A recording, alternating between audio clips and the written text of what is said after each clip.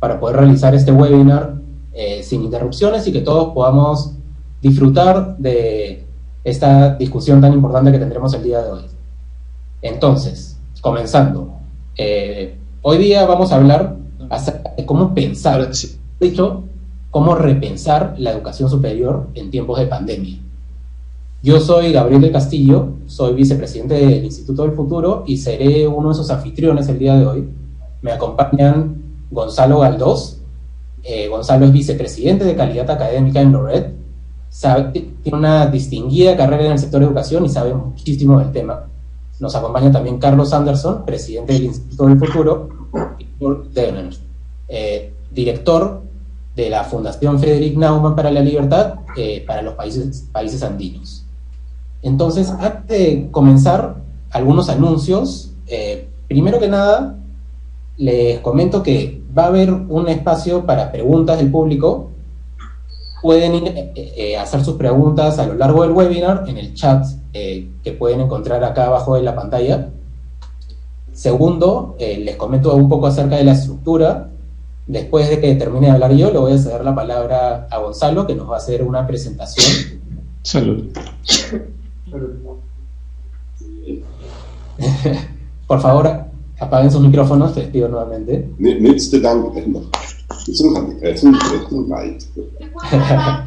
Así es. Como les decía, Gonzalo va a hacer una presentación. Después vamos a pasar a Carlos, que también tiene algo preparado para nosotros. Nos va a hablar sobre el tema desde su perspectiva.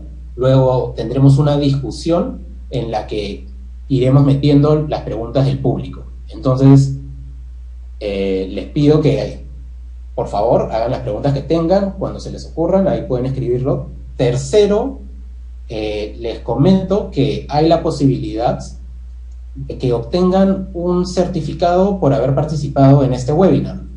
Lo único que tienen que hacer es ingresar al link que les voy a enviar en unos momentos, y con este link simplemente llenan un formulario y obtendrán el certificado en este momento. Pueden ver. Y lo último, para los que han ido ingresando mientras hablaba, es que una vez más, por favor, tratemos de mantener las cámaras y micrófonos apagados. Ya hemos un estornudo por ahí, pero bueno, pensando con el webinar, con el tema de hoy día, repensar la educación superior en tiempos de pandemia, ¿no? Ya sabemos que se suspendieron las clases, muchas universidades han empezado con clases virtuales, algunas, sobre todo las nacionales, aún no han podido retomar la educación. Se ha hecho un anuncio del Ministerio de Educación de que las universidades públicas ya tendrán fecha de inicio para sus clases virtuales, pero aún quedan muchas preguntas que están sin responder. A mí me gustaría empezar con una muy breve reflexión, que es que hace apenas unos meses que empezó este tema de la pandemia, había una frase de Vicky Colbert, de la Fundación Escuela Nueva, que daba muchas luces acerca de la situación de la educación en países como el Perú. Decía, si transportas a un doctor de hace 100 años a un hospital actual, ese doctor estaría perdido debido a que todo ha cambiado en la medicina. Si vos pones a un profesor de hace 100 años en un aula hoy día, él o ella encontrará que muy poco ha cambiado. Este ya no es el caso. De la noche a la mañana cambió todo. Entonces es necesario responder, discutir una serie de preguntas, como por ejemplo, ¿qué impacto va a tener en la educación superior esta pandemia y esta cuarentena en el corto, mediano y largo plazo? ¿Qué tan viable es la educación a distancia en el Perú? ¿Cómo pueden las universidades contribuir a encontrar soluciones innovadoras? Y sobre todo, si es necesario repensar el modelo educativo actual y cómo. Para empezar a responder estas preguntas, tenemos a Gonzalo Galdós. Gonzalo, por favor, adelante.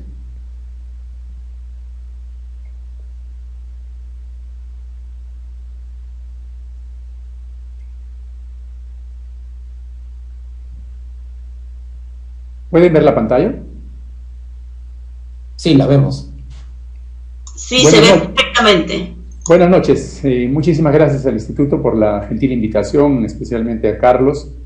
La verdad que ha sido muy traumático todo esto que ha acontecido a nivel de educación en el mundo entero. Bueno, no estamos hablando particularmente del Perú, estamos hablando en general de todos los países, sobre todo los países más afectados, donde ha habido mayor trauma, han sido todos esos países que teníamos un paradigma completamente diferente.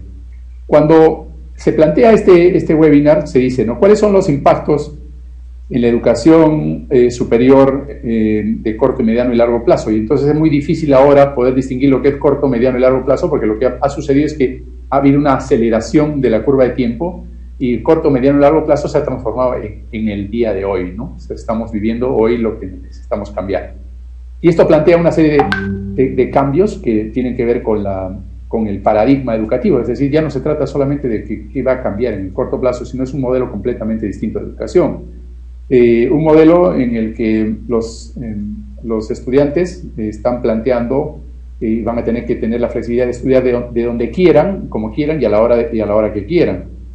Es también un replanteamiento de las relaciones entre los estamentos de las instituciones de educación superior, entre los padres, que a raíz de esta crisis hemos visto que hay un muy poco conocimiento de los detalles del sistema en el cual están siendo educados sus hijos. Tenemos la relación con los promotores educativos, con las autoridades académicas, con los profesores. Hay un replanteamiento completamente del perfil. Estamos pasando de un paradigma que hasta hace 2 años estaba propugnado por SUNEDU, en el cual la infraestructura física de alguna forma definía una de las condiciones básicas, a un paradigma donde la gran infraestructura, la necesaria, va a ser la infraestructura tecnológica, la infraestructura que soporte una educación con mucha flexibilidad, ¿no? Y finalmente, todavía ni siquiera estamos empezando con algunos de los cambios que ya son inminentes, ¿no? Como son la desaparición de los territorios, donde las universidades nacionales van a dejar de ser universidades nacionales, las universidades internacionales van a invadir, y sobre todo los temas de fondo, ¿no? Cómo se aprende, y esta discusión acerca de si la educación online o no presencial es equivalente en términos de calidad de la educación presencial, lo que nos lleva a que el formato del sistema educativo está en plena reestructuración, ¿no?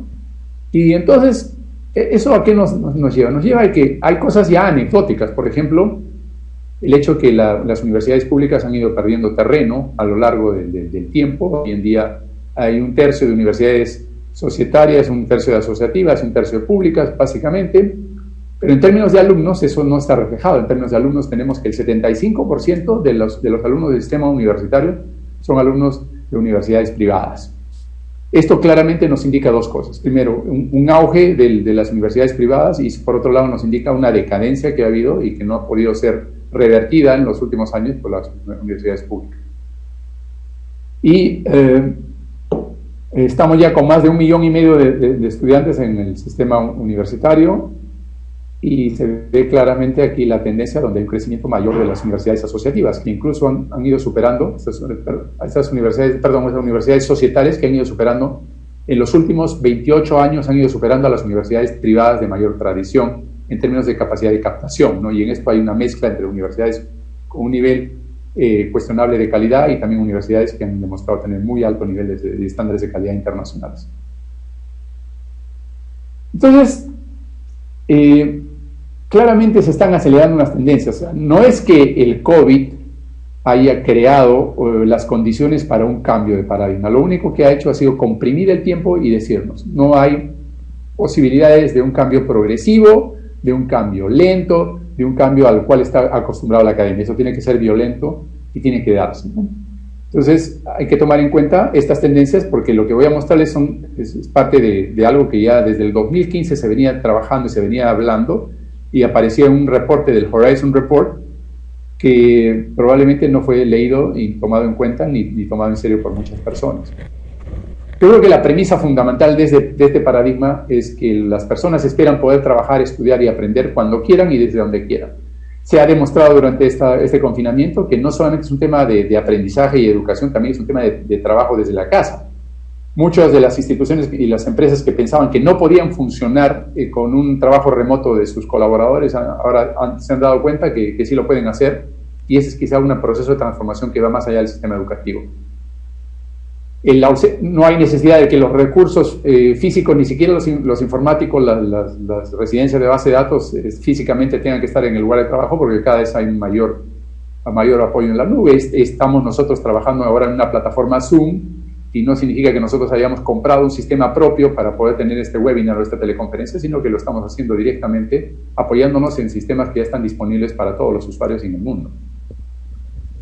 Y lo que sí podemos decir es que, hablando de las diferencias entre corto, mediano y largo plazo, en el corto plazo lo que vamos a tener es una educación híbrida. Apenas se restaure la posibilidad de tener asistencia a los centros educativos, no solamente de educación básica, de técnica y de universitaria, ya no va a ser lo mismo, porque ahora ya no se va a pensar en qué porcentaje como máximo voy a tener de educación online, como lo propugnaba la ley universitaria. Ahora lo que se va a preguntar es cuánto puedo hacer en online y cuál es lo mínimo o cuál es lo estrictamente indispensable que tengo que mantener como presencial. Ese va a ser el referente. ¿Qué es lo que necesito conservar dentro de los contenidos o entre las experiencias de aprendizaje que sean fundamentalmente presenciales, ¿no? Y eso va a ser el corto plazo.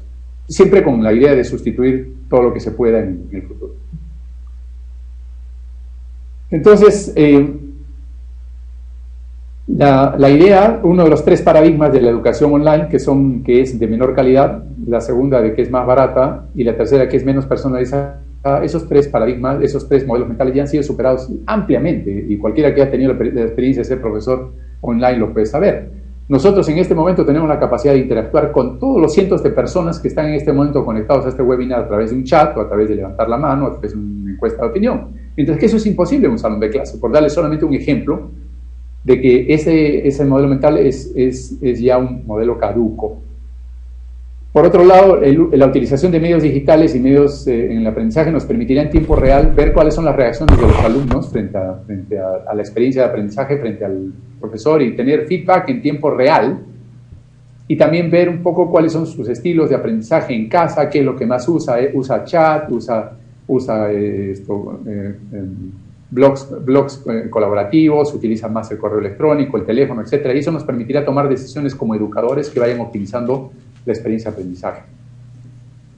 Y eso nos lleva a que probablemente el referente de lo que va a ser un salón de clase en una universidad dentro del corto plazo es una combinación de generación de emprendimiento, de proyectos, y también de ir aprendiendo contenidos que tienen que ver con conocimientos o habilidades cognitivas, pero también con muchas habilidades. Lo más cercano a lo que va a ser un salón de clase es el modelo de startup o de proyectos que estimulan el trabajo colaborativo cuando nace una empresa, ¿no?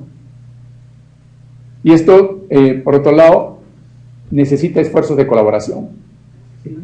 Aquella universidad o aquel instituto que pensaba que podía tomar un posicionamiento local o nacional en una forma contundente y muy rápido, ya tiene que descartar por completo eso. La colaboración entre instituciones, la colaboración entre universidades va a ser un tema fundamental, y si no se van formando, consorciando, agrupando o clusterizando, pues esto no puede sobrevivir. Entonces, no solamente se trata ahora, permíteme que lo repita, no se trata solamente ahora de que los educadores entendamos que hay un nuevo paradigma que está gestándose de una forma acelerada, sino se trata de que todos los estamentos, el Estado, el Ministerio, las universidades públicas, las universidades privadas, los padres de familia, que son los que financian las pensiones o la vida, la formación universitaria de sus hijos, o incluso en colegio, entienda de que hay una urgencia de ponerse al día en todas estas tendencias, porque si no es muy difícil juzgar. Hoy en día los padres de familia dicen: no, la experiencia de aprendizaje tiene que costar menos, tiene que costar la mitad, y se hacen juicios de valor subjetivo sin el más mínimo conocimiento. Y esto es porque nos educaron de una forma, y es una forma que es totalmente distinta y ajena a la forma en que los jóvenes y los niños de hoy van a aprender, o están aprendiendo, ¿no? Y entonces les doy solamente un repaso para terminar de qué es lo que se viene en el cortísimo plazo, y ya está dominando incluso algunos ambientes de aprendizaje en universidades en universidades y en instituciones educativas que son pioneras, ¿no? Primero, y esto también cuestiona un poquito el modelo de aprendo en casa, a la que tanta propaganda le está haciendo el ministerio para la plataforma de educación básica, ¿no? La utilización de televisión va en franco detrimento, ¿no? Cada vez los niños y jóvenes ven menos televisión, y si bien es cierto están aumentando la conexión online, cada vez esto no es un crecimiento significativo. Luego el radio está saliendo completamente, y lo único que está creciendo con contundencia es el tema de los teléfonos móviles. Entonces, si esto da una pista, un claro indicador que probablemente la interfase de conexión con los estudiantes va a tener que ser el teléfono celular o el smartphone, muy en contra de lo que muchos tradicionales pedagogos dicen de que no permitirían que sus alumnos tengan un teléfono en el salón de clases. Entonces, ese es el típico dilema de adaptación que tenemos que tener.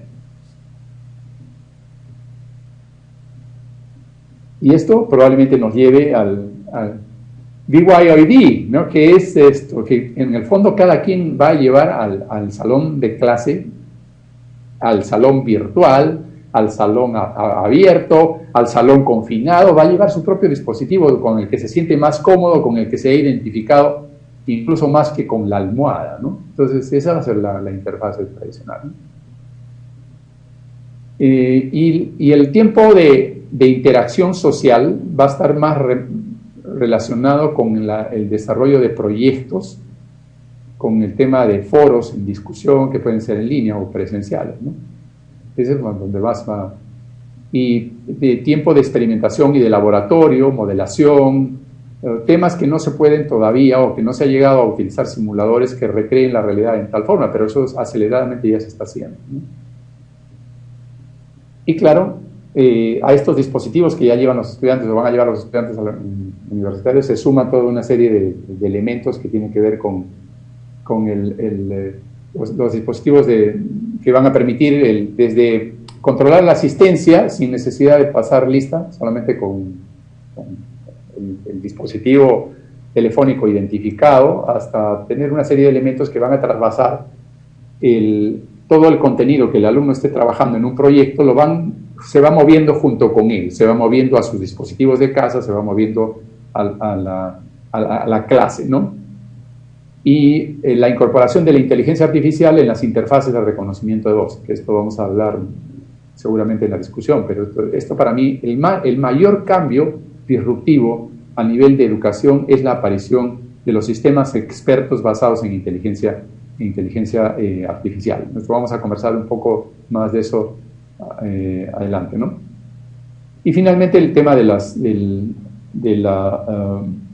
todo lo que tiene que ver con el Internet de las cosas, ¿no? El Internet de las cosas que va a permitir que el soporte en casa o el soporte en cualquier lugar donde tú estés como un estudiante va a ser mucho más sencillo, va a ser un poco más llevadero, va a ser un poco más fácil, y creo que ese es uno de los temas a los que no hay que tener ni temor ni miedo, porque en general eso van a terminar siendo servicios públicos, van a terminar siendo parte de la vida de cualquier ciudadano, y por tanto la escasez de recursos no va a ser un tema central.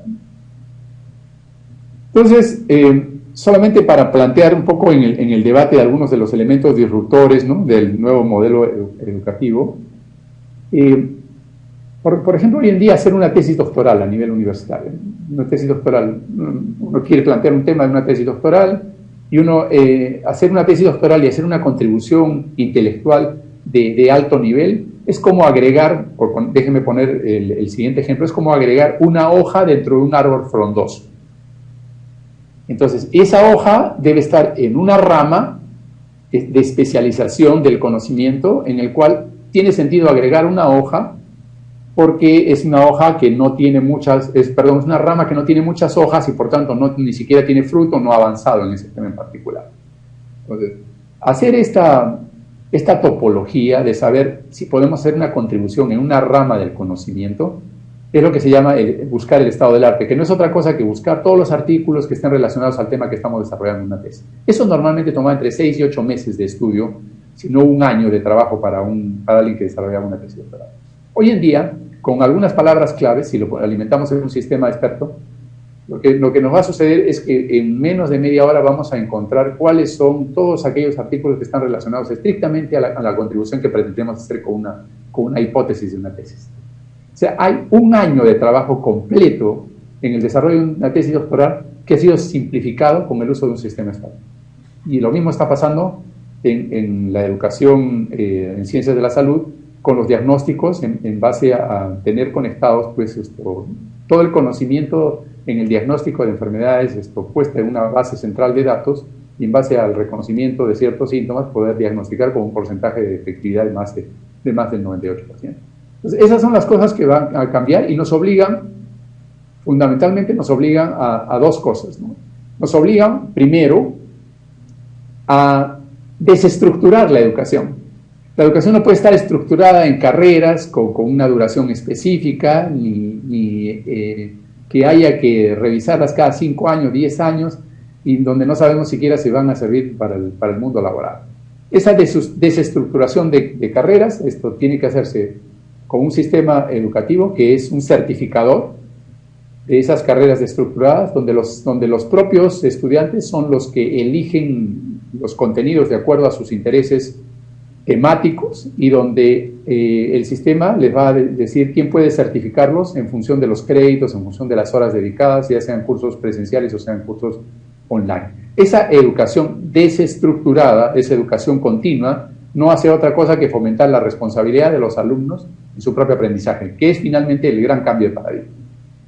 Los responsables por el aprendizaje, por su propia educación, no son ni los padres ni son los profesores, sino tienen que ser los propios alumnos, porque irán cambiando las necesidades de capacitación y las necesidades de educación desde que egresan del sistema superior y mientras continúan adaptándose a las nuevas exigencias del mundo laboral. Eso era lo que quería contarles. Muchas gracias, Gonzalo. Ideas realmente interesantes, disruptivas incluso, mucho sobre el papel de la tecnología, pero también sobre centrar la educación en lo que necesita un alumno para enfrentar el siglo XXI, ¿no es así? Efectivamente. Entonces no estamos hablando ya de otro tema, estamos hablando de que siquiera los empleadores van a tener muy claro cómo seleccionar a las personas, porque va a ser una combinación entre pruebas entre psicométricas, sociométricas, pero la evolución del conocimiento como tal, el conocimiento formal, ¿no? Va a cambiar a una velocidad tan grande de que es muy probable que eso no sea el elemento central para el reclutamiento de personas en el nuevo mundo laboral. Entonces, ¿cómo hacemos eso? Y además, ¿cómo desarrollamos habilidades blandas tan necesarias en un ambiente online, en un ambiente no presencial, con la ausencia de interacción social? Así es, interesantísimo, Gonzalo. Veo que hay muchas personas que te están felicitando por la presentación, muchas gracias, y también ya están empezando a aparecer algunas preguntas del público. Les recuerdo, por favor, sigan haciéndolas a través del chat. Va a haber una sección donde vamos a poder discutir todo esto con más detalle y responder sus preguntas. Ahora, a continuación, nos va a hablar Carlos Anderson acerca de su perspectiva sobre los cambios que está experimentando la educación superior en estos tiempos tan turbulentos de coronavirus. Carlos, adelante. Perfecto. A ver, primero que nada, felicitar a Gonzalo, porque la verdad que nos ha dado un panorama extraordinario de lo que está por venir y de lo que está, digamos, en ciertas áreas o en ciertos lugares ya sucediendo, porque, como bien dice un dicho que utilizamos mucho quienes nos interesamos en el tema de la perspectiva, el futuro está aquí, solo que está mal distribuido, ¿no? Entonces, parte de esa mala distribución tiene que ver con el momento en el que nos encuentra la pandemia, ¿no? Y yo quería ahí señalar, por ejemplo, que si uno fuera a caracterizar el día anterior al inicio de la cuarentena, y decir cómo está la educación superior en el Perú, hubiera tenido que decir, está en un estado de ebullición. Por un lado, tenemos que finalmente la autoridad, SUNEDU, había comenzado firmemente, ¿no?, a establecer su autoridad, su poder, a través de el cierre, digamos, de muchísimas instituciones, algunas de ellas que se caían de Maduro, que tenían que ser cerradas porque era una estafa con nombre de universidad, ¿no? Hasta algunas que son, si quieren, un poco más problemáticas desde el punto de vista social, pero lo que quedó claro es que la autoridad en materia de educación superior ya existe, es SUNEDU. Y si hay alguna institución que va a tener que hacer un cambio de chip mental así brutal, es la SUNEDU. Porque una de las cosas que habíamos visto justamente es que la manera tan tradicional de ver la educación había hecho que hubiera ciertos prejuicios en contra de lo que es la educación online, los MOOCs, y todos estas nuevas formas, digamos, que se veían lejos, pero que hoy en día son, como bien lo ha dicho Gonzalo, el único camino posible. O sea, no hay forma de regresar al 13 de marzo y decir, vamos a tener nuevamente una vida normal en campuses y seguir como estábamos anteriormente. Parte de la caracterización de ese día anterior también nos dice que las universidades peruanas en general no son pues universidades, digamos, que llaman la atención a nivel internacional. Si uno ve los rankings, porque otras de las características que antes, digamos, lo veíamos de lejos, pero que ahora van a ser inevitables, es la comparación internacional en todo tipo de cosas. Y en cuanto a la calidad de la educación, en cuanto a la calidad de la investigación universitaria, es evidente que las universidades del Perú tienen muchísimo, pero muchísimo camino que recorrer. Ya lo tenían antes del inicio de la cuarentena, y con este nuevo mundo, los retos van a ser todavía mayores. Ahora, es cierto que los retos van a ser mayores, pero también las posibilidades van a ser bastante interesantes, porque una, por ejemplo, de las carencias de las universidades en el Perú ha sido esa costumbre o esa forma tan arraigada de comportarse como si fueran islas separadas, ¿no? Muy pocas veces se ve aquí, por ejemplo, cosas como las que se ven en los Estados Unidos, en la costa este, o en la costa oeste, o en las universidades británicas, donde hay trabajos en colaboración de diferentes investigadores, programas, digamos, compartidos de diferentes universidades, maestrías especializadas, con la colaboración de académicos de distintas universidades. Esas cosas han brillado por su ausencia, pero tenemos ahora, en estas nuevas circunstancias, una tremenda oportunidad para hacerlo, porque queda claro que de la noche a la mañana las universidades no pueden pasar del modelo presencial al modelo online con calidad. ¿A qué me refiero?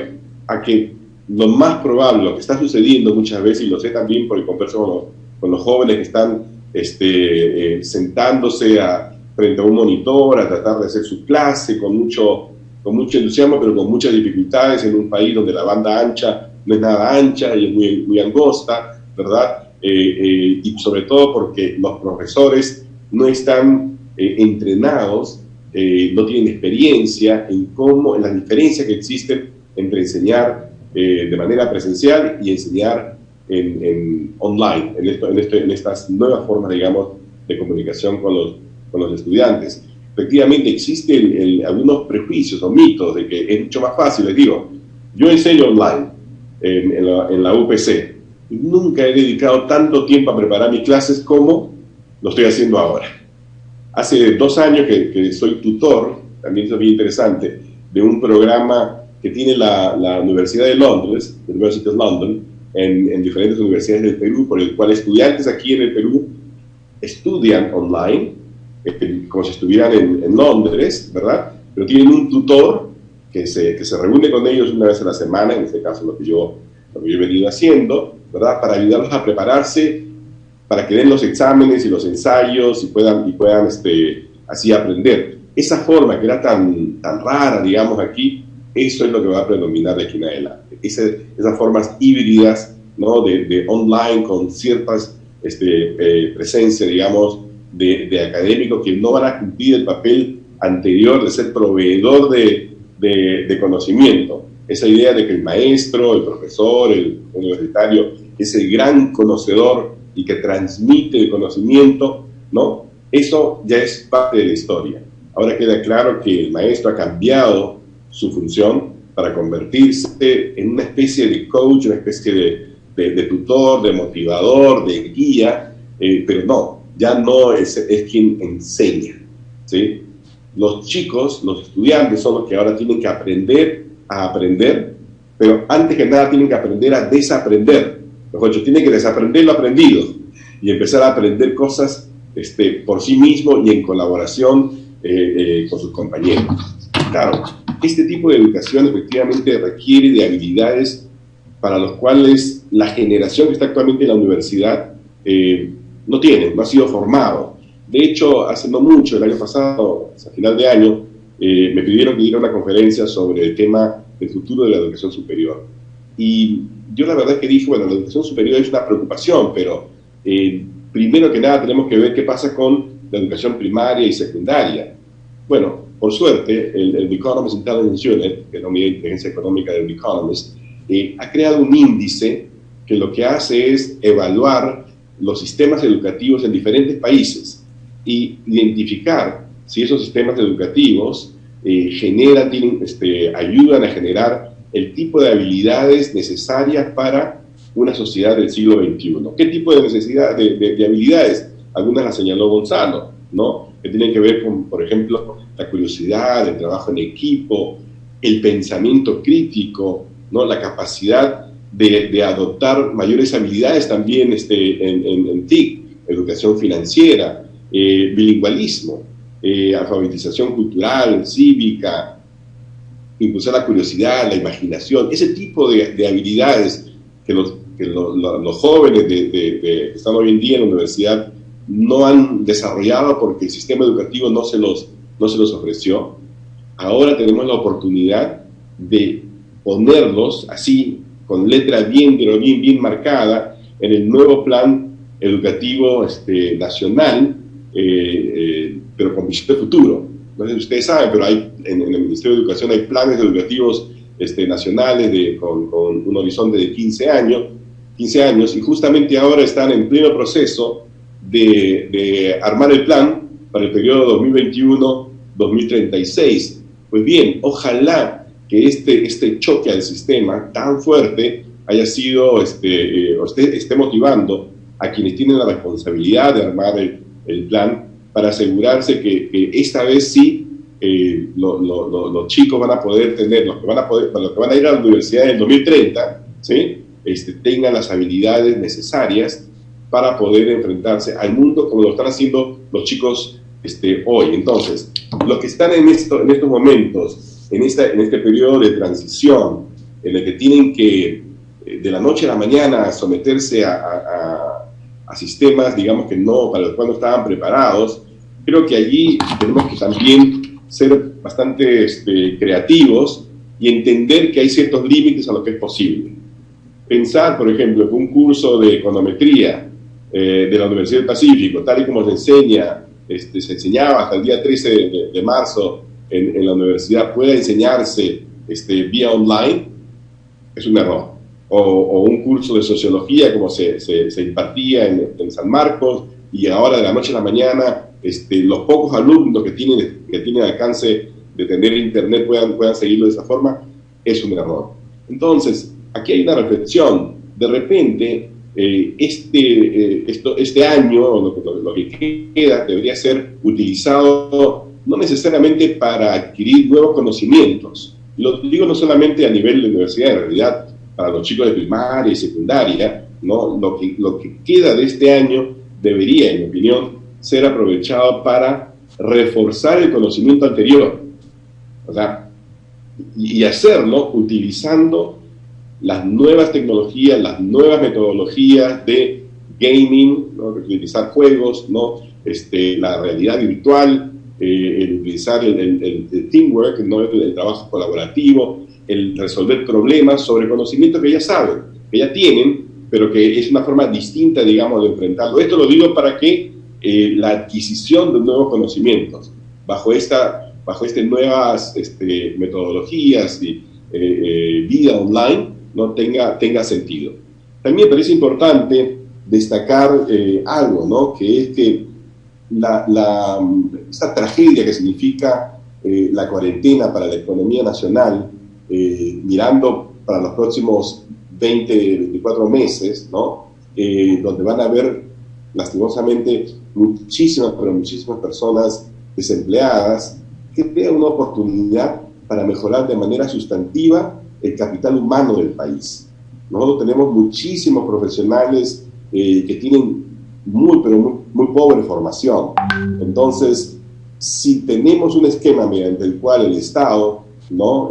Ayuda así como te ayuda, digamos, con un bono para poder ir a hacer compras, ¿no? Podría ser lo mismo para fomentar los cursos, digamos, de especialización, etcétera, de todas aquellas personas que se queden desempleadas, para que puedan utilizar su tiempo de manera inteligente y que les ayude a mejorar el capital humano, que finalmente es uno de los factores fundamentales de la productividad y del crecimiento y desarrollo económico de los países. Y por otro lado, me parece importante también destacar el papel del sector privado.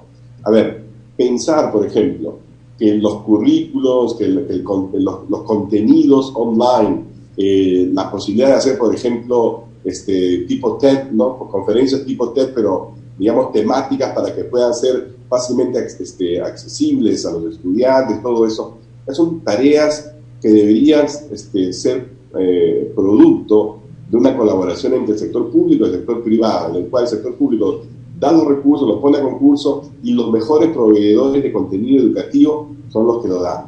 Yo creo que esa es una forma en la que vamos a poder, digamos, limitar también el impacto sobre la igualdad que tiene el hecho de que este nuevo mundo online, ¿no? Encuentra solamente el 25%, por ejemplo, de los estudiantes de primaria y secundaria tienen acceso a Internet, que muchísimos estudiantes de universidades públicas no tienen cómo hacerlo, sencillamente no tienen computadora o no tienen Internet.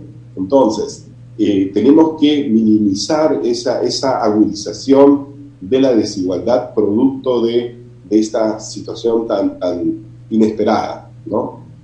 Y para eso, por ejemplo, el Estado también debería hacer algo que se hace hoy en día en todas las ciudades principales del mundo, que es generar estos hotspots de Internet. Yo lo haría alrededor de las universidades, alrededor de los colegios, ¿no?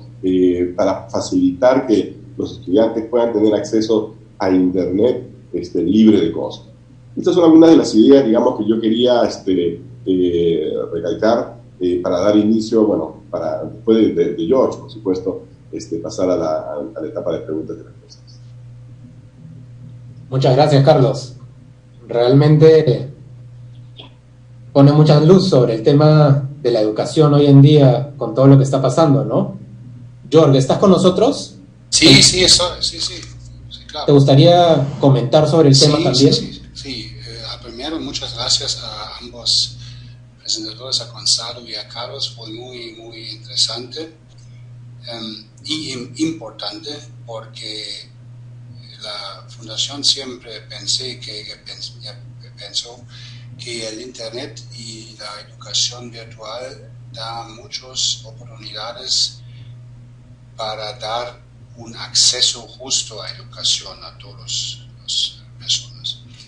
Y también si tenemos una educación virtual, también somos independientes de algunas crisis, por ejemplo, la crisis que tenemos en este momento. Pero una cosa que veo es una amenaza, un peligro. No deberíamos sustituir 100% la educación que tenemos en este momento con una educación 100% virtual. Si cambiamos el sistema que hacemos en este momento, que el colegio o universidad con participación presente a virtual, porque por ejemplo en el colegio no solamente se aprende intelectualidad, se aprende también por la vida, todo el intercambio en las pausas, personas y la comunicación humana. Y también en la universidad yo recuerdo mi tiempo, después de los cursos siempre tomamos no solamente agua, pero también cerveza, pero intercambiamos experiencias en una comunicación bilateral, multilateral. Esas son cosas que son muy importantes. Yo veo la oportunidad es absolutamente correcto, necesitamos usar, y con esta crisis vemos más chances que teníamos antes, pero no usamos. Eso es absolutamente correcto. Pero yo tengo a veces una impresión que siempre vamos a otro extremo, ¿sí? Por eso no quiero que hacemos 100% una educación virtual. Y como mencionó Carlos correctamente, no somos preparados por eso. No los alumnos y no los profesores, porque es otro método. No se puede sentar 6 horas enfrente de una pantalla y escuchar, es otra cosa. Es un método totalmente diferente, ¿sí? Y en esta crisis que tenemos, mira, en este momento somos en la 7ª semana de cuarentena y nuestros niños no pudieron salir de la casa. Y si hacemos eso, es una muy buena excusa por el gobierno, no cambia nada.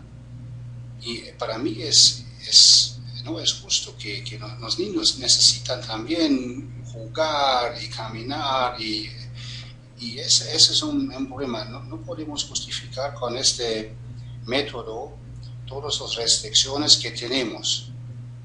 Esos son solamente algunas ideas o argumentos que tengo, pero en principio absolutamente claro, necesitamos usar la tecnología nueva para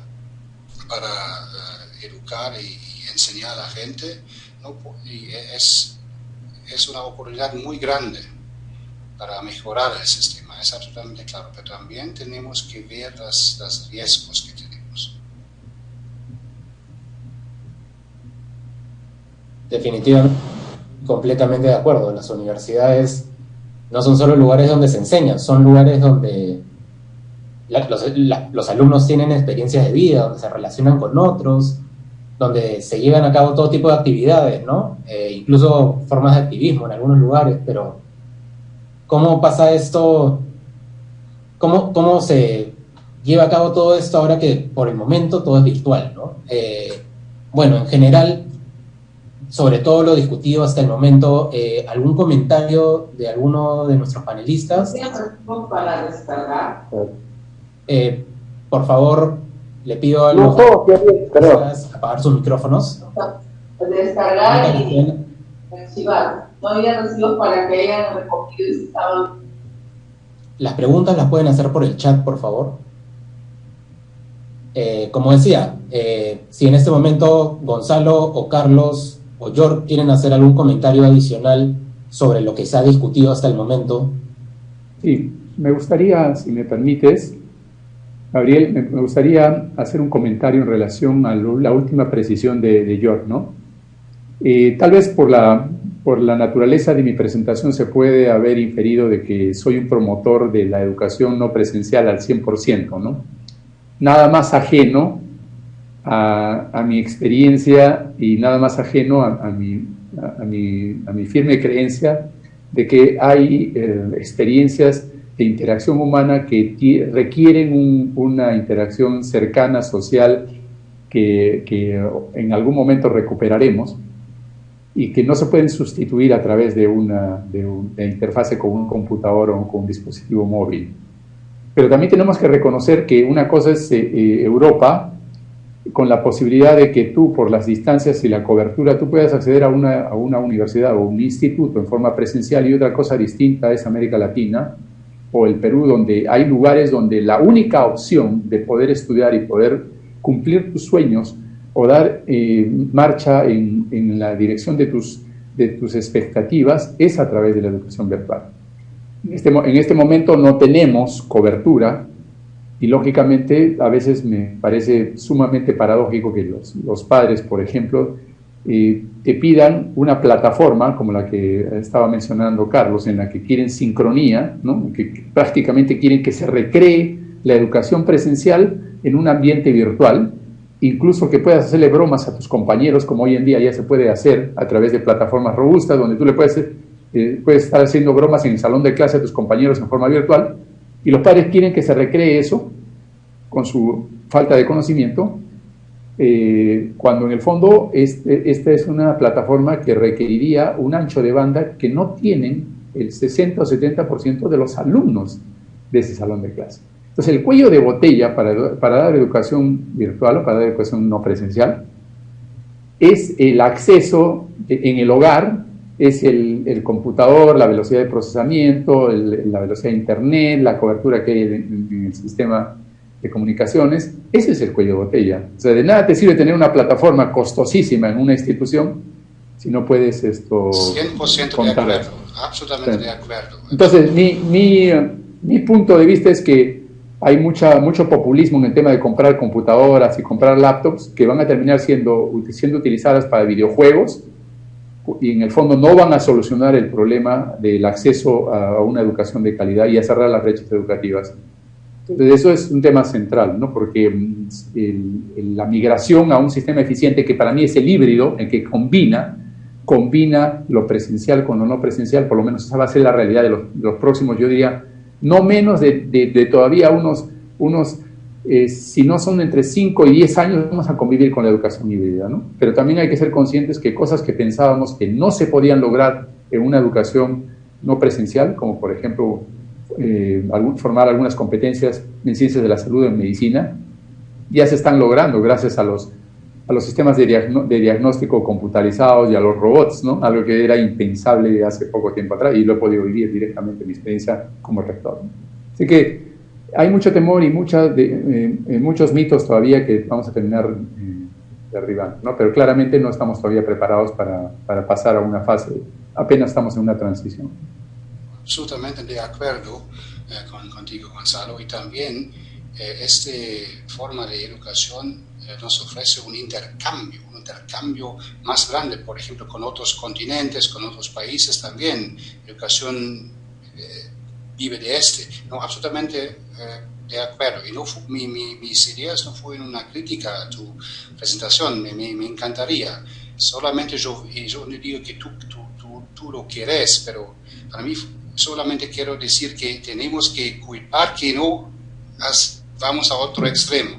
El balance, que haya un balance. Exactamente. Donde el objetivo tiene que ser la calidad. Sí, la calidad. Exactamente. Y el medio presencial y no presencial. Y cerrar las brechas, no cerrar las brechas educativas, ¿no? Totalmente de acuerdo. Carlos, ¿te gustaría agregar algo? Estás en mute, Carlos, estás en mute. Tienes que prender tu micrófono. Bien, dice, ¿me escuchan? Sí. Sí, perfecto. A ver, yo quería, para que no se nos escape, no sé si hay alguna, digamos, autoridad del Ministerio de Educación o alguien cercano a quienes desarrollan políticas públicas, porque aquí hemos dicho algunas cosas que me parecen que son importantes para el presente inmediato, ¿no? Y el futuro cercano. El presente inmediato significa la necesidad urgente, pero así urgente, de reperfilar el presupuesto para el año 2020 y 2021, de manera que haya una migración así masiva, pero realmente masiva, quiero decirlo, ¿no? Hacia los sectores de salud, porque si no tenemos una infraestructura de salud mínima, vamos a tener que seguir encerrados por muchísimo tiempo de manera recurrente, y sobre todo a una infraestructura de educación, pero que ya no necesariamente es una infraestructura física. Efectivamente, hay que hacer algo también de inmediato para que ese 60% de los colegios del país que no tienen agua, desagüe o electricidad la tengan mañana. O sea, realmente es imposible seguir permitiendo que los chicos vayan estudien en ese tipo de escuelas, ¿no?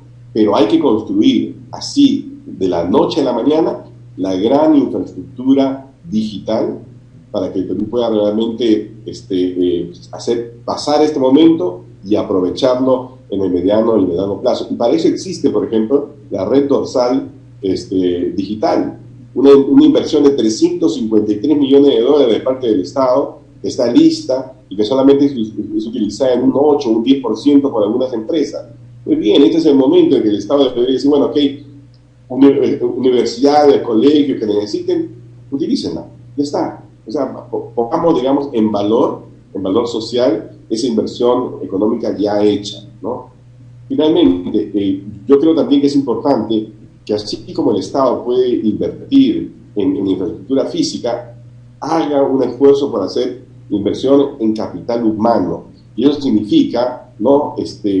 Promover, financiar, estimular, ¿no? Con diferentes mecanismos, obras por impuestos, educación por impuestos y cosas por el estilo, para que quienes pierdan el empleo puedan utilizar este periodo, ¿no? Para fortalecer sus capacidades de educación para la vida, para el trabajo. Y finalmente, solamente señalar que, fíjense, yo, por lo menos desde mi época de presidente de CEPLAN, uno de mis grandes sueños fue crear en el Perú la primera universidad abierta, el Open University.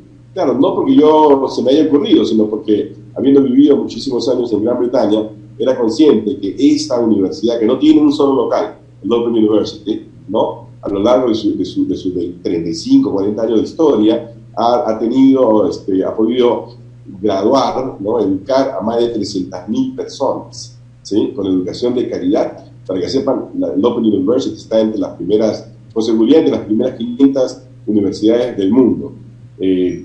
No hay una sola universidad peruana que tenga ese ranking, ese nivel en el ranking mundial.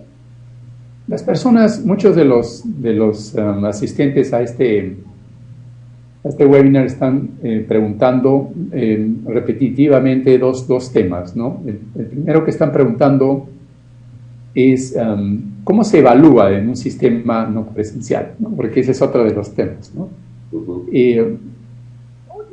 Hoy en día hay sistemas de autenticación, de identidad, que son incluso a través de las computadoras, que certifican con un nivel 100% la identidad de la persona que está dando un examen, por ir a la forma tradicional, ¿no? Pero más allá de eso, cuando uno ha sido profesor de educación online, claramente puede ver que puede evaluar cosas que anteriormente no podía evaluar. Por ejemplo, uno puede evaluar cuántas veces participó dentro de un blog, dentro de un chat o dentro de un foro de un grupo pequeño, cuántas veces participó uno. Y lo que antes pasaba desapercibido, porque en cada grupo, en un salón de clases, desde colegio hasta universidad, siempre hay uno que trabaja más, hay el empeñoso, hay el que de vez en cuando trabaja, y hay también el que se gana con el trabajo de sus compañeros, ¿no? En un sistema virtual, uno puede evaluar las intervenciones de cada uno de ellos. O sea, puede llegar al detalle de saber dentro de un equipo que presentó un solo trabajo, quién trabajó realmente y quién no trabajó. Hasta ese nivel se puede ir. Entonces, la posibilidad de interactuar como profesores con cada uno de los alumnos en forma directa, a través de un chat, es algo que no se puede hacer en la educación presencial. Entonces, no tiene sustento la preocupación acerca de la forma de evaluar. Lo que sí es preocupante es lo que tú decías, Carlos, que la SUNEDU sigue evaluando conforme a los requisitos básicos de calidad, y entonces es más importante cuántos metros cuadrados tiene un aula que el ancho de banda de la universidad y la plataforma a través de la cual la educación y es más, dentro de la ley universitaria no puedes dictar un curso de verano donde alguien que se enfermó o alguien que tuvo que trabajar o acompañar a su padre en la cosecha o ayudar a su padre en la empresa, dentro de los emprendimientos que tenemos en Perú, no puede recuperar las clases perdidas. Cuando un sistema virtual también permitiría que tú puedas recuperar la clase perdida, la que no fuiste presencialmente, también la recuperes en forma virtual y luego des el examen, ya sea un examen con tus compañeros o un examen por separado. Toda esa flexibilidad que te da el hecho de tener una educación híbrida es algo que está incluso más allá de lo que siquiera tenemos una idea de cómo hacerlo. Y finalmente, para terminar, el gran cambio no es un tema de dinero. Acaban de asignarle 100 millones a las universidades públicas para afrontar esa transformación digital. Pero si la mentalidad de sus autoridades, si la mentalidad de sus profesores no es radical en abrazar la alfabetización digital y en pasar a una mentalidad en la cual la educación híbrida es el nuevo modelo, no va a haber, esos 100 millones no se van a utilizar, va a haber una bajísima inversión o van a terminar engrosando las arcas de proveedores de equipos o de sistemas inescrupulosos que te van a vender fierro o te van a vender software que no se va a poder utilizar, o van a terminar engrosando las billeteras de consultores que no tienen una idea clara de cómo articular la tecnología con el modelo educativo. Entonces, mucho cuidado con este tema, pero nos queda a todos claros que la SUNEDU tiene que cambiar por completo su forma de evaluar a las universidades y a los institutos, y también nos queda muy claro de que sin profesores, que ahora tienen la ventaja de que son más amigables los sistemas de enseñanza por online, ya no tienen que saber muchísimo para ser un profesor de una aula virtual, ya no tienen la complejidad que tenía antes eso, pueden rápidamente migrar, y eso es fundamental, y eso tiene que ser incluso más allá de lo que los sindicatos, más allá de que el conservadurismo de mantener un empleo tradicional nos ha llevado a que tengamos profesores del siglo XX, con mentalidad del siglo XX, tratando de enseñar ya en entrando al segundo cuarto del siglo XXI. Muchas gracias. Porque en realidad siglo XX, mentalidad siglo XIX. Sí, algo que me gustaría aprovechar de preguntarte, Gonzalo, ya que hablabas de qué tan efectivo es el aprendizaje de manera híbrida o virtual, que no debería haber problema con evaluarlo, pero mi pregunta es en realidad, ¿han cambiado las habilidades que necesitan desarrollar los alumnos y cómo desarrollan, por ejemplo, las habilidades blandas en una modalidad virtual? Cosas como el liderazgo, por ejemplo. Bueno, mi primera experiencia como profesor universitario fue a nivel de posgrado. O sea, no enseñé en pregrado primero, sino como en posgrado. Y claramente me di cuenta de algo que ya era evidente para la mayor parte de expertos y para las empresas reclutadoras, de que los profesionales que no les va muy bien en sus empleos es porque carecen de competencias blandas, no por ausencia de conocimiento. Pero cuando tú vas a posgrado, ves que en posgrado entras en conocimientos mucho más especializados y ya no hay mucho tiempo para desarrollar competencias blandas. Es más, te dirían, cualquier educador te diría que ya es muy tarde para formar competencias blandas. Y luego pensamos que podíamos hacerlo en la universidad, y la pregunta es, ¿estamos en condiciones en la universidad de formar competencias blandas que ya deberían haberse formado o forjado en forma natural en el colegio?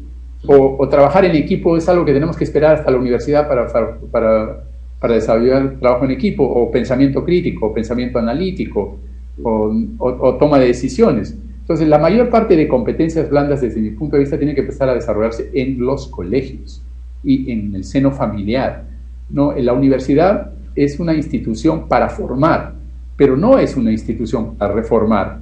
La universidad es una institución para crear conciencia cívica, para desarrollar la voluntad de participación política, la interacción con sus vecinos, con sus conciudadanos. Entonces yo creo que la universidad no debe desempeñar ese rol. Pero además de eso, pero sí es claro que tiene que continuar desarrollándolos, es decir, el trabajo en equipo, la colaboración, la resiliencia, sí tienen que seguirse trabajando, pero en forma transversal.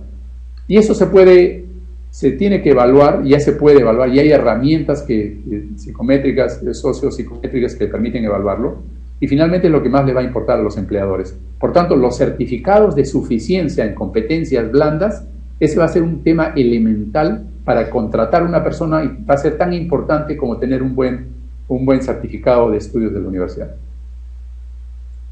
Gracias, Gonzalo. Creo que lo tengo mucho más claro con esa explicación. Aprovechando que comentas sobre las competencias que van a necesitar las personas que se gradúen, los estudiantes, para entrar al mercado laboral, ¿no es cierto? Hemos hablado mucho del componente tecnológico en la educación hoy en día, ¿no? Y algunas personas han preguntado por ese tema de los robots, que están aludiendo en realidad al tema de la automatización, ¿no es cierto? Carlos, me gustaría escuchar tu punto de vista sobre cómo está cambiando la educación ahora y cómo esto puede responder a las necesidades de una incluso mayor automatización que está ocurriendo mientras hablamos. Sí, mira, me escuchan, ¿no? ¿Me escuchan? Sí, te escuchamos. Sí, perfecto. A ver, primero, yo sé que esto de la noche a la mañana, la automatización, da miedo, ¿verdad? Yo, por lo menos durante varias noches, no pude dormir después de leer un trabajo de McKinsey, en el cual se hablaba del potencial de automatización que tenía una economía como la nuestra, como la del Perú, ¿no? Que el potencial de automatización es el 53% de los empleos. Eso significa 6.7 millones de personas que de la noche a la mañana podrían ser sustituidos por robots. Bueno, ese miedo que yo tenía, que nos ha agudizado ahora, por supuesto, por esta realidad, porque la automatización ya no es necesariamente un tema, digamos, de sustitución de trabajo menos eficiente por otro más eficiente, o menos caro por otro, digamos, o menos caro que otro más caro, ¿verdad? Sino que es una necesidad también, porque el distanciamiento social se traslada a todo tipo de manifestación humana, al trabajo, a las amistades, a la educación, etc. Entonces, tenemos que vivir eso, vamos a tener que adaptarnos. Por eso decía que era importante en esta coyuntura, sobre todo, fortalecer la posibilidad de que las personas que se queden sin empleo puedan reinventarse a través de la mejora de sus capacidades, de su capital humano, de su educación.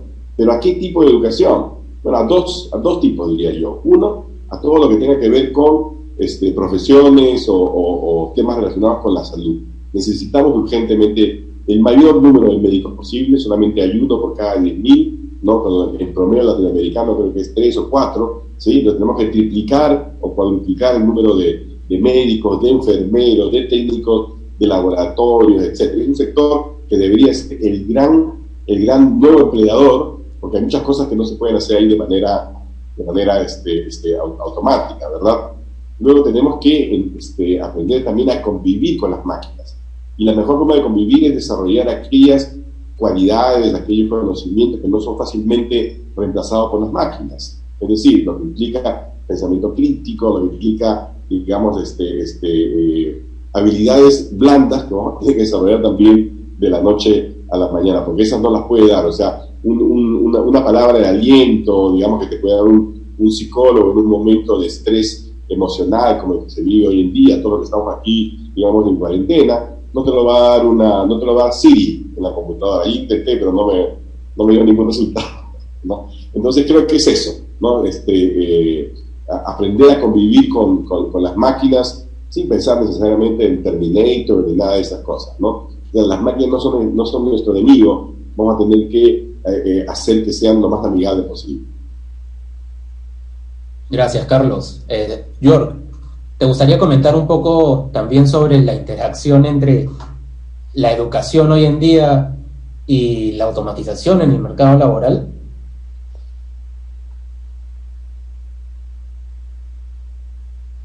Creo que estás con el micrófono apagado, York.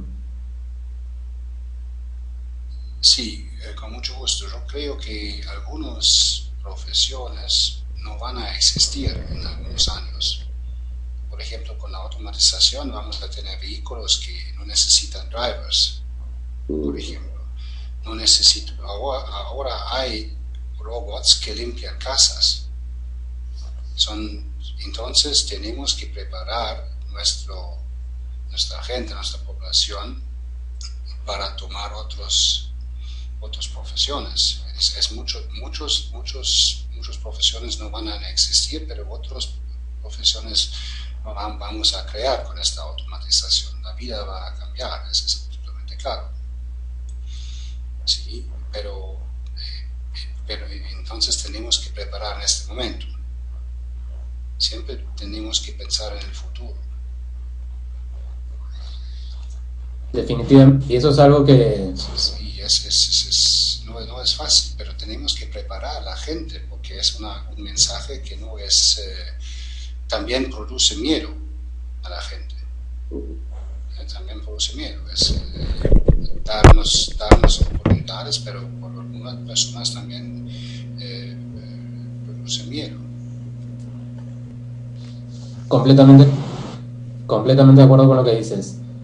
Me gustaría preguntarle a quien esté dispuesto a contestar, quien tenga una respuesta.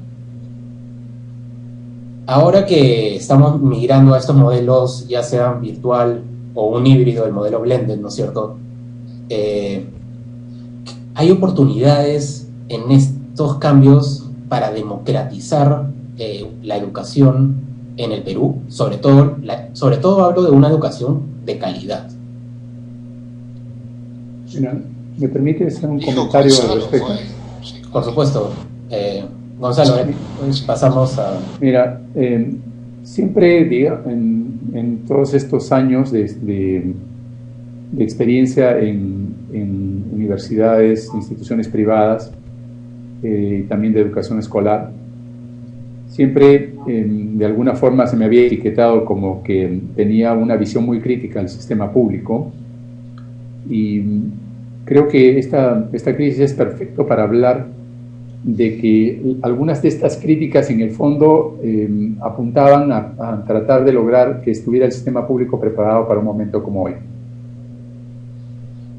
Las universidades, los institutos, los colegios privados no van a solucionar el problema de cobertura y de equidad educativa en el país. No hay manera, porque esta demanda de educación de calidad no solamente proviene de lugares donde hay masa crítica y donde hay un mercado que pueda ser atendido con criterio económico por instituciones privadas, sino que proviene de lugares donde tienes muy pocos alumnos o no es económicamente viable llegar ahí. Anteriormente, cuando las universidades públicas solamente podían, en algunos casos, por razones de recursos, de organización o incluso por la ley, no podían tener filiales en las regiones.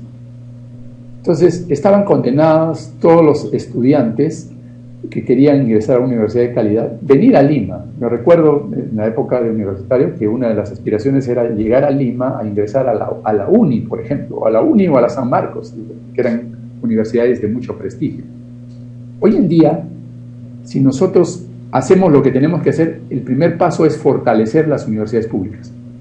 Tenemos que fortalecer las universidades públicas y tenemos que fortalecer las universidades públicas a través de modernizarlas, no de hacer más infraestructura física, ni necesariamente de aumentar el número de personas, sino fundamentalmente llevarlas a la era digital. Porque qué maravilloso sería que la universidad, la UNI, la Agraria, San Marcos, pudieran dar cobertura a nivel nacional de una serie de programas y una serie de inquietudes y de aspiraciones de los jóvenes en el país. Eso sería maravilloso, y que pudieran hacerlo con un uso eficiente de nuestros impuestos, y no tengamos que esperar que las universidades privadas, y algunas de ellas con deficiente calidad, puedan estar buscando esa oportunidad de mercado, ¿no? Entonces ahí hay una oportunidad, pero también tenemos que ser conscientes que dentro de este proceso las universidades públicas ocupan una prioridad fundamental. Era exactamente a lo que quería llegar. Muchas gracias, Gonzalo. Creo que es una perspectiva muy importante en este asunto. Yo creo que tú querías comentar algo. Sí, soy 100% de acuerdo que lo que dijo Gonzalo va a ofrecer más oportunidades, pero no va a cambiar la diferencia de universidades privadas y públicos. La calidad siempre vamos a tener distintas calidades también de universidades, depende también, pero la pregunta fue: ¿va a democratizar a la educación? No solamente va a democratizar la sociedad, porque mira, una democracia vive de los ciudadanos que tienen información y pueden participar en una democracia. Y solamente se puede participar en una democracia si se tenga la información. Y si nosotros o los alumnos aprenden a buscar la información en el Internet y intercambiar, interconectar con otras personas, tienen más información de todos y entienden más la política. Va a ser una pesadilla por los políticos, porque si la gente tiene más información, van a preguntar más fuerte y tienen que justificar sus decisiones. En este momento, en esta cosa es absolutamente claro que va a fortalecer la democracia en general. Ese es un proceso muy, muy, muy bien por la sociedad. Totalmente de acuerdo, George. Es como resumirlo en la educación es la solución para la mayor parte de nuestros problemas como país. La educación es la clave de las soluciones de muchos problemas que tenemos, muchos, en todo el mundo, no solamente acá en Perú, en todo el mundo, absolutamente claro. Así es. ¿Gustaría agregar algo? Sí, solamente yo quiero reiterar para que quienes nos escuchan de alguna forma se conviertan en eco de este llamado que yo vengo haciendo en diferentes medios, ¿no? para que vayamos a una discusión inmediata de cómo rebalancear el presupuesto nacional de manera que dejemos de invertir o gastar dinero sonso realmente en una refinería de Talara, donde ya hemos gastado más de 6.000 millones de dólares, ¿verdad?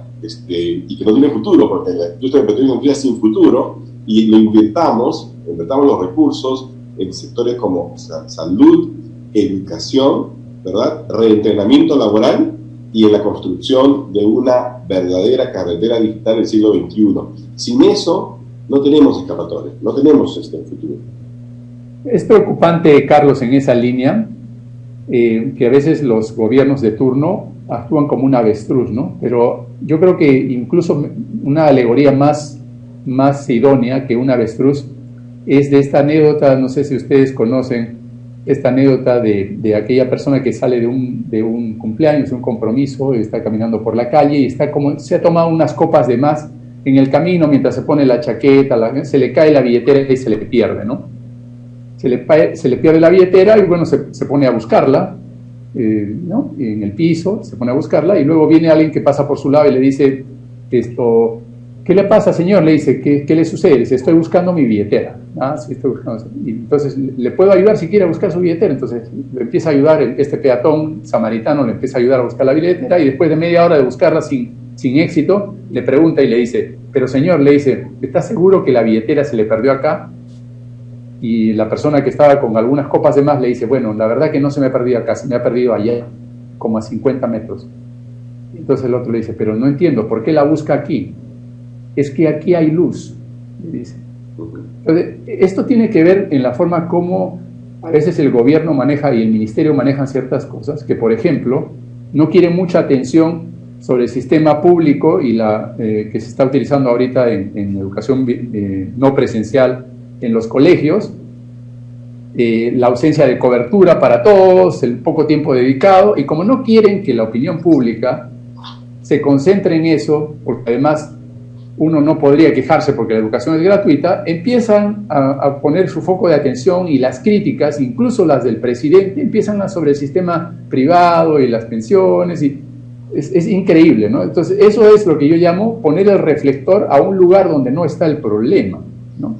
Y lo mismo pasa también con el sistema de educación superior, que empiezan a exigirles a los privados una serie de cosas, cuando vemos claramente que el problema, por los cuadros que les he mostrado, que hay una crisis profunda del sistema público y que no vamos a poder salir adelante como país si no atendemos este problema. Todos, y los privados estamos dispuestos a apoyar, estamos dispuestos a ayudar, pero necesitamos que haya una toma de conciencia a nivel político y que se deje de hacer populismo con la educación. La educación es muy fácil alentar los reclamos de los padres contra el sistema privado, porque uno puede reclamar cuando paga por algo, pero al mismo tiempo no se dice que el sistema gratuito tiene muchísimas deficiencias, porque claro, uno va a reclamar y se va a decir, pero no puede reclamar si es gratis, ¿no? Pero no es gratis, lo peor de todo. Eso es algo que pagamos todos los peruanos con nuestros impuestos, y en algunos casos, entrando en detalle, es lamentable comprobar que incluso el costo por alumno resulta más caro que algunas de las universidades que más caras tienen las pensiones. Gracias, Gonzalo. Esa ha sido una muy buena analogía, la verdad. Creo que a todos les queda mucho más claro esto ahora. Es definitivamente necesario dejar de hacer populismo con la educación y atacar el tema de frente, mejorar la calidad y el acceso, además, el acceso a una educación de calidad. Algo que nos están comentando repetidas veces es también por el tema de ciencia y tecnología, inversión en ciencia y tecnología. Las universidades no son solo lugares donde se enseña, son normalmente también lugares donde se hace investigación. ¿Cómo se puede articular, digamos, cómo se pueden articular a las universidades hoy en día, en medio de la pandemia, que necesitamos soluciones diferentes, soluciones innovadoras para generar investigación relevante a nuestro contexto? ¿Se me permites? Carlos, adelante. Bueno, perfecto. A ver, yo creo que, por ejemplo, esta coyuntura, ¿no?, nos lleva también deberíamos verlo como una oportunidad para atacar una de las grandes deficiencias de la universidad en el Perú, que es su poca conexión con los problemas del mundo real, su prácticamente nula nivel de actividad, ¿no?, con las empresas privadas. En Alemania, por ejemplo, el año pasado estuve en una conferencia aquí en Lima, de una universidad alemana, representante de la universidad alemana, y nos contaba cómo 240 empresas están relacionadas con la universidad. Empresas que van y presentan problemas del mundo real, que después se convierten en proyectos de investigación primaria hasta investigación aplicada.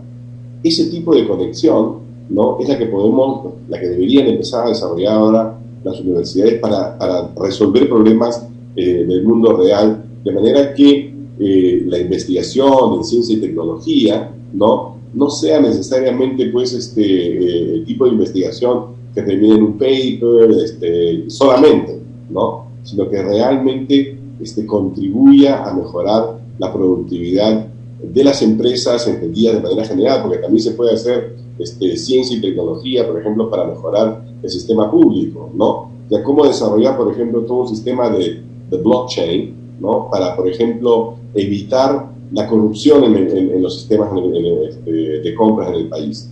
Eso es algo que debería hacerse ya, ¿no? Las universidades, la UNI, etcétera, deberían tener incentivos para poder armar todo un gran proyecto, implementarlo, etcétera, ¿no? Así que esa conexión universidad, sector privado, sector público, ¿sí?, pero con una idea de resolver problemas del mundo real, creo que es absolutamente fundamental. Gracias, Carlos. El ejemplo que comentas, me acuerdo bien, es la Universidad de Hagen, en Alemania. Exacto. Y bueno, ya que lo comentas, esta es una pregunta que me gustaría lanzársela a York, porque las universidades son un espacio, como tú bien dices, para investigación, pero también para articulación con la empresa, con el sector privado, ¿no? York, me gustaría escuchar algún comentario tuyo respecto a esto. Las empresas, como están involucradas en universidades. Sí. Hay muchas empresas en Alemania que ayudan con mucha plata proyectos, especialmente en tecnología y todo, pero también en farmacia, y porque esos estudiantes son sus empleados del futuro. ¿Sí? Y entonces con becas, pero también con proyectos, pagan a universidades por un proyecto, claro, pero también tenemos que ver que en este momento no hay tanta independencia en las universidades, porque esas empresas también tienen una influencia, van a determinar o definir cuáles son los objetivos de este proyecto. Pero ahora, por ejemplo, en Alemania, con la población, con la demografía que tenemos mucho menos jóvenes que ustedes, y es una lucha o una competición por empleados. Entonces están más involucrados en y también dan muchas becas a individuales también. Las empresas a veces dan becas a estudiantes que ayudamos en su carrera universitaria en estos 5 o 6 años, pero después trabajas con nosotros. Esa es una cosa. Pero yo creo que es una combinación, como dijo Carlos. Es importante que involucramos las empresas también, sí, porque las empresas privadas, sí, porque es un esfuerzo de todos los actores, de la política, de la sociedad, y también las universidades también, pero también con la industria de las empresas. Así es, así. Hay una controversia muy grande en este momento en el mundo acerca del tipo de investigación que se realiza dentro del seno de las universidades, ¿no? En Estados Unidos se ha cuestionado muchísimo que hay una enorme cantidad de endowments, de fondos para universidades, para temas de investigación, que terminan convirtiéndose en papers sofisticados que aumentan el conocimiento científico, pero que son más bien intentos de comprobar hipótesis muy teóricas, que terminan siendo leídas entre mentes ilustradas entre ellos y solamente no tienen una aplicación real o práctica en la solución de los problemas del mundo, ¿no? Y también una tendencia a que la investigación se está moviendo de las universidades, se está moviendo a las empresas privadas. Esto ya es una tendencia desde hace 20 años. Hoy en día, más del 50, si no 60% de la investigación está en manos de empresas y ya no las universidades, por una pérdida progresiva de confianza. En el caso peruano hay buenas noticias, porque se está recuperando la capacidad investigadora, ¿no?, que había estado muy perdida durante un tiempo, y bueno, la proliferación de universidades dedicadas solamente a la enseñanza, sin ninguna capacidad de investigación, y no se les solicitaba tener una mínima capacidad de investigación, pues fueron abandonando estas prácticas que son importantes en la experiencia integral de conocimiento. Pero estamos recuperando el sitial perdido, que Ecuador nos los había arrebatado. Estamos poco a poco avanzando y la recuperación en cuanto a papers va en buen camino. La concentración que deberíamos tener también es en las industrias y en los sectores donde tenemos una alta competitividad como país, donde deberíamos ser líderes.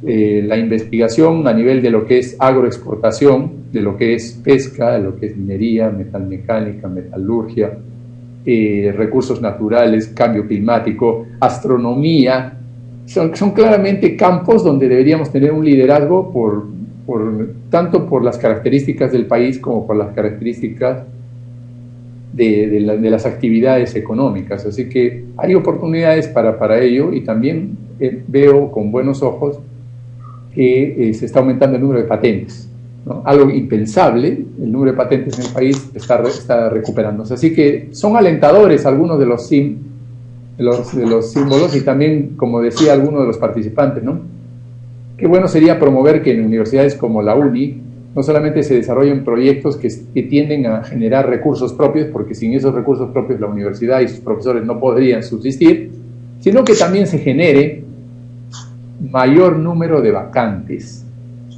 Porque qué maravilloso sería que la Universidad Nacional de Ingeniería tuviera filiales presenciales o virtuales en todo el país, ¿no? Eso sería muy bueno. Gracias, Gonzalo. Comentarios muy aterrizados, la verdad, y optimistas a la vez. Qué bueno, nos gusta tener esa mirada acá en el instituto. Y también otra cosa que nos gusta promover y en lo que creemos realmente es exactamente lo que mencionas: investigación aplicada, investigación para la acción, que resuelvan problemas del mundo real, no solo investigación básica. Bueno, ya llevamos 1 hora y media casi de webinar. Creo que podemos empezar a cerrar la sesión de hoy día. Me gustaría escuchar unos comentarios, unas reflexiones finales de cada uno de los panelistas acerca de hacia dónde, bueno, en medio del contexto en el que estamos, con el COVID, la pandemia, pero también con cambios tecnológicos y sociales, hacia dónde ven que vaya la educación superior en el mediano a largo plazo. Carlos, ¿te gustaría comenzar? Bueno, mira, hacia dónde va en el mundo me queda claro, ¿no? La presentación que ha hecho Gonzalo, pues es una foto adelantada de lo que va a ser la nueva normalidad, sencillamente. Algo que nosotros esperábamos que sucediera, pues, de manera generalizada en 20 años, más o menos, se ha traído al hoy, ¿verdad? El futuro se ha acelerado, ¿no? Y esa es la realidad con la que vamos a tener que convivir. El medio, mediano y largo plazo, en el caso de las universidades del Perú, ¿no? Allí la verdad que yo tengo todavía muchas dudas porque nada de lo que quisiéramos que sucediera va a suceder si no existe verdadera voluntad política. Hemos visto una y otra vez cómo en el Perú se habla de reforma de la educación, reforma de esto, reforma de todo, pero todas esas reformas fracasan porque nunca incorporan una visión de futuro. Y esto que nosotros, la razón de ser del Instituto del Futuro, para los que nos escuchan, es justamente esa, ¿no? Somos conscientes de que aquí básicamente es casi como predicar en el desierto, porque los políticos tienen objetivos y necesidades de corto plazo, porque están hoy, deciden hoy, y ya después, pues, ¿quién se acordará de ellos, no? Y la verdad es que lo que hagamos hoy, en estas circunstancias, va a determinar el futuro de la educación primaria, secundaria y universitaria de nuestros hijos, de nuestros nietos.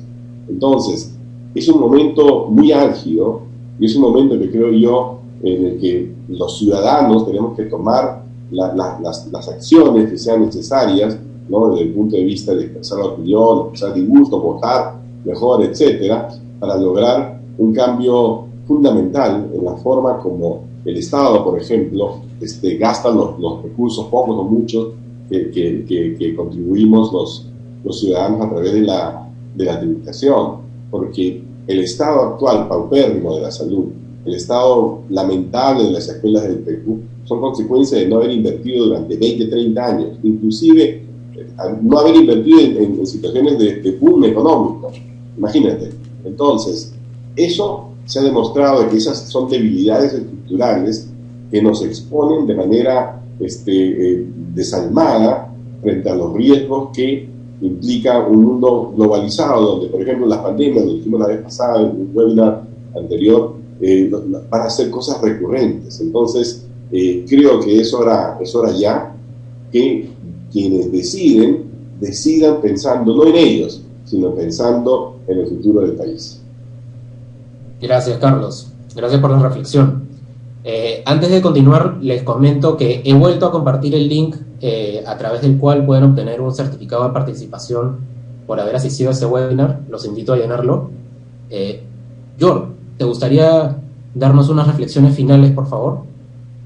Como decimos todos, esa es una gran oportunidad para dar un acceso más justo a la población y también para crecer también económicamente y como sociedad.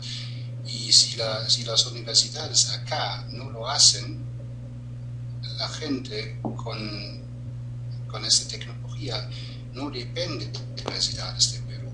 Se puede participar en ofertas de universidades en otros países porque la digitalización no tiene ninguna frontera. Ese también es posible que un país no invierte en el futuro de la gente, en el capital humano, van a tener un brain drain. La gente va a salir. Por eso es una inversión por el país también. Y como dijo Carlos, a veces falta gestión o la voluntad del gobierno hacerlo, ¿sí? Porque, como dije, que más alto la educación es, que más difícil es por los políticos. Es claro, eso es en todo el mundo, es el mismo. En todo el mundo es el mismo, ¿sí? Si la gente está tiene mucha información, la vida de los políticos va a ser más difícil, porque tienen que justificar más. Y por eso hay un poquito,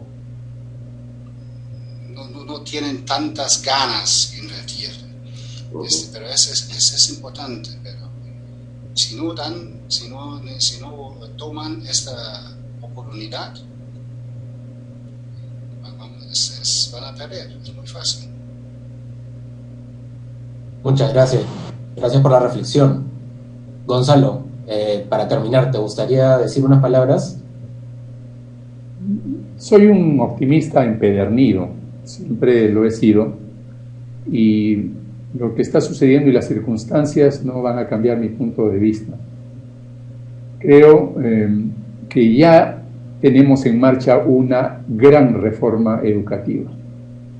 Lo que pasa es que no es la reforma que todos esperaríamos, porque la reforma que todos esperaríamos es una reforma liderada por el Estado, liderada por el gobierno de turno, liderada por el ministerio, en la cual el objetivo central es mejorar la calidad del sistema educativo en general y además, adicionalmente, que los aprendizajes sean significativos para nuestros niños y para nuestros jóvenes, asegurándoles no solamente una capacidad para ser competitivos en un mundo cada vez más agresivo y demandante, sino para ser mejores ciudadanos.